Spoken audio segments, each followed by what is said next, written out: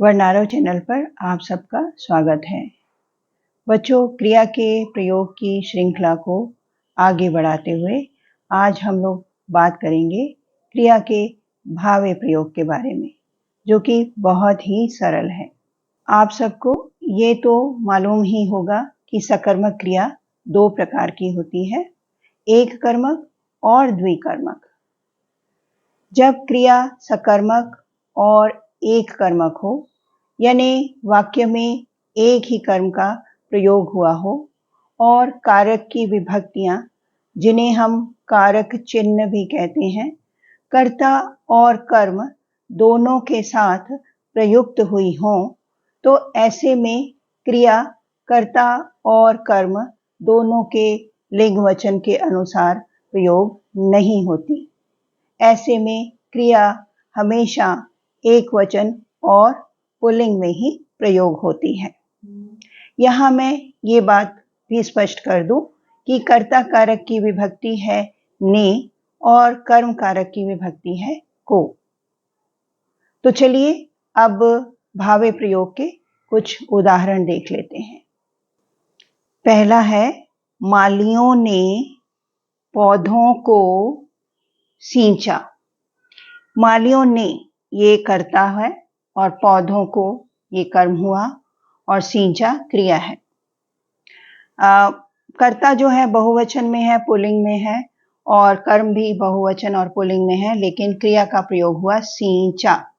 अगर बहुवचन किसी कर्ता या कर्म के अनुसार में क्रिया लगती तो यहाँ सींचे, और स्त्रीलिंग के अनुसार लगती तो सींची, लेकिन यहाँ किसी के अनुसार भी नहीं है। क्रिया एक वचन और पुल्लिंग में ही हमेशा प्रयोग होगी, जब कर्ता के साथ उसकी विभक्ति ने का प्रयोग होगा और कर्म के साथ उसकी विभक्ति को का प्रयोग होगा।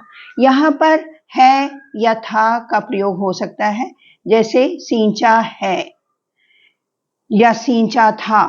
तो लेकिन जो मुख्य क्रिया है उसके अंत में हमेशा आ की मात्रा ही होगी। इसी से पता चलता है कि क्रिया एक वचन और पुल्लिंग में है। इसी तरह लड़कों ने रस्सियों को खींचा। ये कर्ता है लड़कों ने, और कर्म जो है रस्सियों को। रस्सियां स्त्रीलिंग बहुवचन है, लेकिन फिर भी क्रिया लगी है खींचा। यहाँ है या था का प्रयोग हो सकता है, खींचा था, लेकिन मुख्य क्रिया के अंत में आ की मात्रा ही होगी। फिर है, मां ने बच्चों को सुलाया। यहाँ मां स्त्रीलिंग है और कर्म है बच्चे, ये भी बहुवचन में है और क्रिया लगी सुलाया। इसके अंत में आ की मात्रा है। इसी प्रकार श्री राम ने रावण को मारा। श्री राम हमारे लिए आदरणीय है, इसलिए इनके अनुसार तो क्रिया बहुवचन में प्रयोग होगी, लेकिन जो नियम है उसके कारण हम लोग यहाँ पर क्रिया एक वचन और पुल्लिंग में ही लगाएंगे। ये कर्म है। गुरुजी ने शिष्यों को पढ़ाया। गुरुजी भी हमारे लिए आदरणीय हैं, इनके लिए भी क्रिया बहुवचन में प्रयोग होगी, लेकिन इसके साथ उनके साथ ने का प्रयोग हुआ है, इसलिए इनके अनुसार क्रिया प्रयोग नहीं हो रही है। तो और कर्म है शिष्य, जो कि बहुवचन में है, इनके साथ भी विभक्ति लगी हुई है, इसलिए क्रिया दोनों के लिंग वचन के अनुसार नहीं लग के एक वचन और पुल्लिंग में ही प्रयोग होगी, जो कि है पढ़ाया। तो बच्चों, अंततः हम लोग इस निष्कर्ष पर पहुंचते हैं कि कर्ता और कर्म में से जिसके साथ भी उसकी विभक्ति का प्रयोग नहीं होता, उसी के अनुसार क्रिया का प्रयोग होता है।